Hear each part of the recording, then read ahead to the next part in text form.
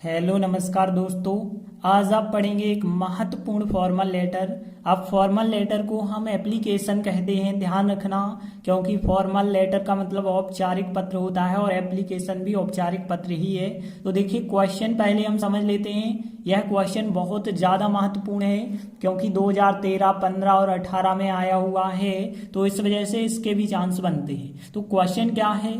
Right an application, एक आवेदन पत्र लिखिए, और टू द कलेक्टर के लिए लिखिए, मतलब जो कलेक्टर होते हैं, जिलाधीश होते हैं, उनके लिए, या फिर एसपी के लिए कहा जा सकता है, या फिर एसडीएम के लिए कहा जा सकता है। वो भी आप फेवर डिस्ट्रिक्ट, आपके जिला के एसपी हो, चाहे एसडीएम हो, चाहे कलेक्टर हो, किसी के लिए भी आप एप्लीकेशन लिख सकते हैं। और फॉर मतलब के लिए, इम्पोजिंग लगाने के लिए, रेस्ट्रिक्शन रोक लगाने के लिए, रोक लगाने के लिए पत्र लिखेंगे। किस चीज पे रोक लगानी है?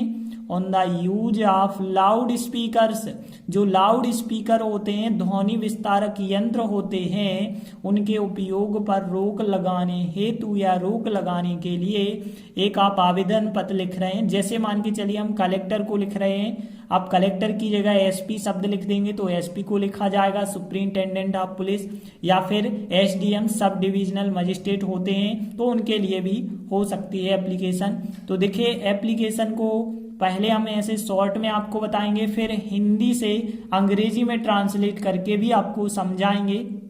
तो देखिए जब भी हम एप्लीकेशन लिखते हैं तो सबसे पहला शब्द आता है टू। टू को हिंदी में हम कहते हैं वैसे के लिए, लेकिन एप्लीकेशन में टू का मतलब होता है सेवा में, तो सेवा में लिखते हैं। फिर श्रीमान जिलाधीश जी या फिर कलेक्टर जी लिखते हैं तो टू लिखेंगे, फिर द कलेक्टर। तो यहाँ पे टू द कलेक्टर मतलब सेवा में श्रीमान कलेक्टर जी। इसके बाद हम लिखेंगे, अब कलेक्टर जी तो लिखा हमने, लेकिन कहाँ के कलेक्टर हैं, उनका जिला क्या है, तो हमने जैसे लिखा डिस्ट्रिक्ट दमोह है, एमपी, जैसे मान के चलिए उनका जो जिला है, जिले का नाम क्या है, दमोह है, मध्य प्रदेश का है। अब देखिए इसके बाद हम क्या लिखते हैं, सेवा में श्रीमान कलेक्टर जी लिख गया है या फिर जिलाधीश जी लिखा है, और फिर उनके जिले का नाम लिखा है, मतलब उनकी संस्था का नाम हमने लिख दिया है। इसके बाद जो है हम हेडिंग डालते हैं सब्जेक्ट। तो यहाँ पे तो देखिए सब्जेक्ट में क्या लिखा जाता है, विषय। विषय मतलब किस हेतु अपनी आवेदन पत्र को आप लिखना चाहते हैं। तो देखिए एन एप्लीकेशन फॉर लिखें या एप्लीकेशन फॉर लिखें, बात एक ही है। तो जैसे कि हम यहाँ पे लिखेंगे कि application for imposing restriction on the use of loud speaker. देखिए थोड़ी सा यहाँ पे बड़ा जरूर लग रहा होगा आपको कि सब्जेक्ट इतना बड़ा होना चाहिए कि नहीं होना चाहिए, तो बिल्कुल आप इतना बड़ा लिख सकते हैं। एप्लीकेशन लिख दें या एन एप्लीकेशन, बात एक ही है। या फिर आप एप्लीकेशन फॉर शब्द काट के इतना बस लिख देते imposing restriction on the use of loud speaker, तब भी आपका जो सब्जेक्ट था वो सही होता। अब इसके बाद देखिए क्या लिखना होता है, आदरणीय महानुभाव, मतलब आप लिखते हैं रिस्पेक्टेड सर। तो इतना सब तो आप लोगों से लिखते बिल्कुल बन जाएगा, जो फॉर्मेट होता है इतना सब बिल्कुल बन जाएगा ना सब लोगों से। इसके बाद जो मेन मैसेज होता है, जो आपको लिखना जरूरी होता है, इस चीज को हम ट्रांसलेट के माध्यम से बताएंगे। 1 2 3 4 5 लाइनें जो हैं ट्रांसलेट के माध्यम से समझेंगे। तो देखिए हम इन सभी लाइनों को ट्रांसलेट करके समझने वाले हैं। तो देखिए हम एक एक लाइन को ट्रांसलेट करते चलेंगे। तो ध्यान देना, पहली लाइन है, मैं सविनय नम्र निवेदन करता हूं कि, फिर आगे अपनी बात रखते हैं। तो यहाँ पे एक शब्द आप ध्यान रखना कि यहाँ पे बैग टू से लिखें या बैग टू स्टेट लिखें, ठीक है ना। चाहे हम कहें बैग टू से या बैग टू स्टेट, तो बात देखिए। और बैग टू स्टेट का हिंदी मतलब होता है सविनय नम्र निवेदन करना। तो यहाँ पे बैक टू स्टेट का मतलब हो गया सविनय नम्र निवेदन करना, और दैट मतलब हो गया कि, और आई मतलब हो गया मैं। तो यहाँ पे वाक्य है, मैं सविनय नम्र निवेदन करता हूँ, प्रेजेंट सिंपल, सब्जेक्ट के बाद फर्स्ट फॉर्म। अब आई के हिसाब से एस वाला फॉर्म तो लगेगा नहीं, तो सब्जेक्ट फर्स्ट फॉर्म और ऑब्जेक्ट आएगा स्ट्रक्चर। तो देखिए आई होगा, फिर बैग टू स्टेट होगा, फिर होगा दैट, तो I beg to state that. फिर देखिए अगली लाइन, हमारी परीक्षाएं नजदीक आ रही हैं, मतलब हम कहेंगे कि आवर एग्जामिनेशंस बहुवचन, यहाँ नेशंस, आवर एग्जामिनेशंस। और देखिए यहाँ पे नजदीक आ रहे हैं, हम कह सकते हैं प्रेजेंट कंटिन्यूअस है, तो एजेएमआर में से हमें सहायक क्रिया लगानी पड़ेगी। तो यहाँ एग्जामिनेशंस लिखा है तो आर सहायक क्रिया लगाएंगे। अब तो यहाँ पे नजदीक आना जो क्रिया है आप याद रखेंगे, नजदीक आना होता है ड्रॉ नियर। वैसे नियर अकेले का मतलब पास होता है, लेकिन ड्रा के साथ नियर लग जाए तो नजदीक आना होता है। अब यहाँ पे कंटिन्यूअस है तो आईएनजी के साथ हमें लिखना होगा, तो ड्रॉइंग नियर हो जाएगा फिर यहाँ पे आईएनजी के साथ। तो our examinations are drawing near. देखिए अगली लाइन, इसलिए मैं ऐसे तथ्य की ओर आपका ध्यान आकर्षित करना चाहता हूं, मतलब कोई ऐसी बात है जिसकी ओर आप कलेक्टर का ध्यान ले जाना चाहते हैं। तो यहाँ पे देखिए इस लाइन को कैसे हम ट्रांसलेट करेंगे। तो यहाँ पे एक शब्द आपको याद रखना, जैसे हमने बताया ड्रॉ नियर मतलब होता है नजदीक आना, वैसे ही यहाँ पे एक शब्द आप याद रखेंगे like to draw. Like to draw का मतलब होता है आकर्षित करना।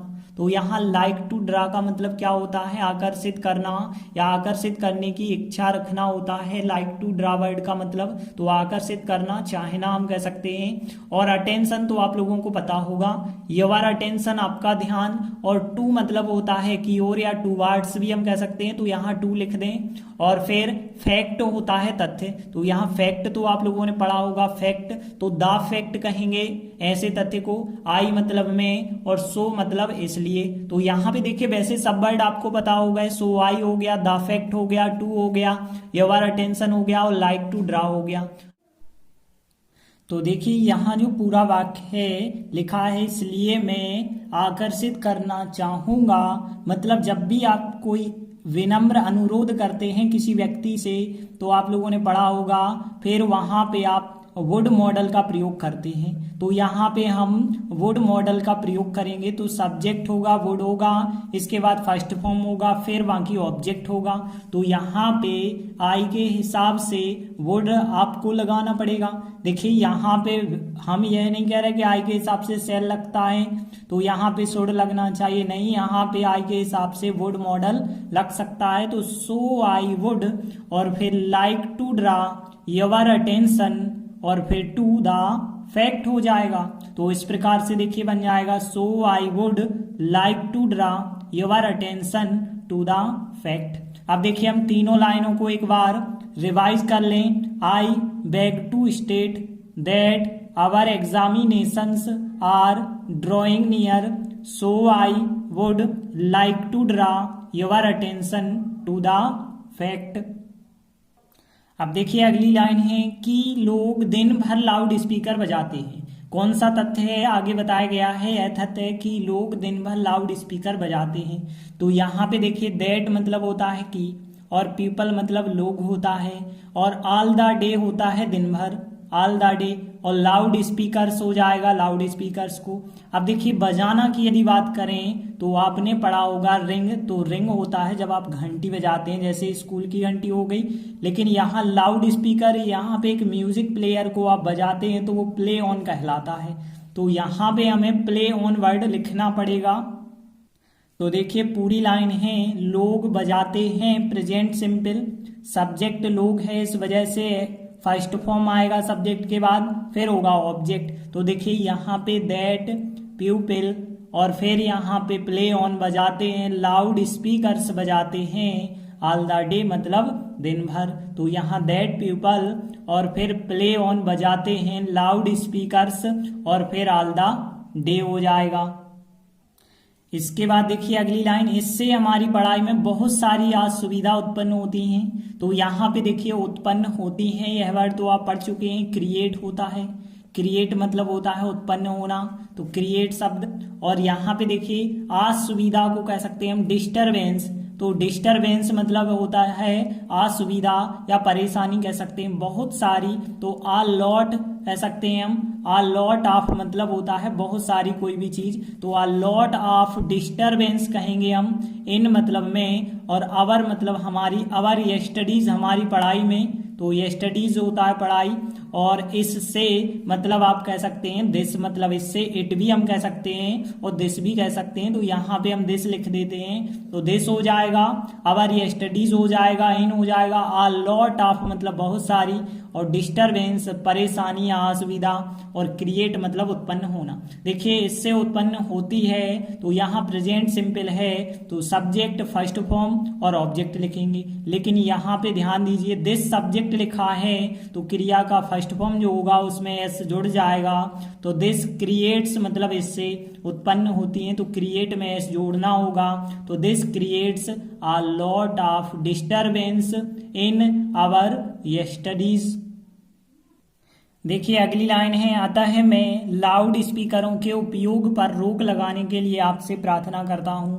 तो देखिए यहाँ पे प्रार्थना करता हूं प्रेजेंट सिंपल है तो यहाँ पे कोई प्रॉब्लम नहीं होनी चाहिए। तो देखिए इतना वर्ड यदि हम देखें तो इतना वर्ड जो है आपको क्वेश्चन में दिया गया है। तो यहाँ पे क्वेश्चन में लिखा था for imposing restriction on the use of loud speaker. तो देखिए यहाँ पे क्वेश्चन में लिखा है फॉर इम्पोजिंग लगाने के लिए, रेस्ट्रिक्शन रोक, on the use of loud speaker मतलब लाउड स्पीकर के उपयोग पर रोक लगाने के लिए। तो यहाँ पे आप ध्यान रखना फॉर हो जाएगा, इम्पोजिंग हो जाएगा, restriction on the use of loud speaker. इसे चाहे तो ट्रांसलेट भी हम कर सकते थे लेकिन क्वेश्चन में दिया गया है लाउड स्पीकर हो जाएगा, ऑफ हो जाएगा, यूज हो जाएगा, ऑन हो जाएगा, रेस्ट्रिक्शन, इम्पोजिंग, फॉर हो जाएगा। यू मतलब होता है आपसे और रिक्वेस्ट करना मतलब प्रार्थना करना, आई मतलब में, अतः, अतः के लिए जरूर आप वर्ड याद रखें, हैंस, हैंस होता है अतः, या देयरफॉर भी होता है तो यहाँ हैंस लिखा गया है, हैंस आई अतः में रिक्वेस्ट प्रार्थना करता हूँ, प्रेजेंट सिंपल है, सब्जेक्ट फर्स्ट फॉर्म आई के हिसाब से केवल फर्स्ट फॉर्म होगा। तो हैंस आई अतः में रिक्वेस्ट यू आपसे रिक्वेस्ट करता हूँ for imposing restriction on the use of loud speakers. तो इस प्रकार से आंसर बन जाएगा hence I request you for imposing restriction on the use of loud speakers. देखिए अगली लाइन है, कब तक के लिए यह बात कह रहे हैं, हमारी परीक्षाएं समाप्त होने तक ही। तो देखिए सबसे पहले आवर एग्जामिनेशंस, और यहाँ पे देखिए तक ही के लिए एक जो कंजक्शन होता है वो होता है टिल। तो यहाँ पे टिल मतलब होता है तक। अब देखिए हमारी परीक्षाएं समाप्त होने की बात, जैसे आप लोगों ने एक वाक्य सुना होगा कि time is over. Time is over का मतलब होता है समय समाप्त। तो वैसे ही यहाँ पे हम कहेंगे आवर एग्जामिनेशंस आर ओवर कर दें हम, ओवर मतलब समाप्त होने की बात हो गई। तो आवर एग्जामिनेशंस आर ओवर, लेकिन यहाँ पे ध्यान रखना है इस कंजक्शन को हमें पहले लगाना पड़ेगा। तो यहाँ पे कंजक्शन आपको ट्रांसलेट करते वक्त शुरुआत में लिखना पड़ेगा। तो टिल सबसे पहले लिखेंगे हम टिल, फिर आवर एग्जामिनेशंस आर ओवर। तो इस प्रकार से वाक्य बन जाएगा। तो देखिए एक बार हम इन चारों वाक्यों को फिर दोबारा समझ लेते हैं। तो यहाँ that people play on loud speakers all the day, this इससे क्रिएट्स उत्पन्न होती हैं, a lot of disturbance in our studies, hence I request you for imposing restriction on the use of loud speaker till our examinations are over. तो देखिए इतना तक जो है एग्जामिनेशन आर ओवर तक तो आपसे ट्रांसलेट के द्वारा बन जाएगा। और इसके बाद आपको पता है क्या लिखना होता है, धन्यवाद सर लिखते हैं, थैंकिंग यू या थैंक यू सर या थैंक्स अकेला लिख देते हैं। और इसके बाद फिर अंत में क्या लिखते हैं, योवर्स फेथफुली। तो यहाँ पे जरूर ये याद रखना योवर नहीं लिखना है आपको, योवर में एस और जोड़ना होगा, योवर्स फेथफुली मतलब आपका भाव दिए। और फिर यहाँ नीचे आप नेम लिख देते हैं कि किसके द्वारा जो है एप्लीकेशन लिखी जा रही है, और अंत में आप डेट डाल देते हैं। तो इस प्रकार से हमने एक महत्वपूर्ण एप्लीकेशन समझी जो यहाँ हमने कलेक्टर को लिखी है, और यह जो है कक्षा 11वीं में भी महत्वपूर्ण है। इसलिए यदि आप 11वीं के स्टूडेंट हैं तो भी आप इसे कंप्लीट कर लें, वरना 12वीं वाले स्टूडेंटों के लिए तो यह चीज़ करना बहुत अनिवार्य है। धन्यवाद।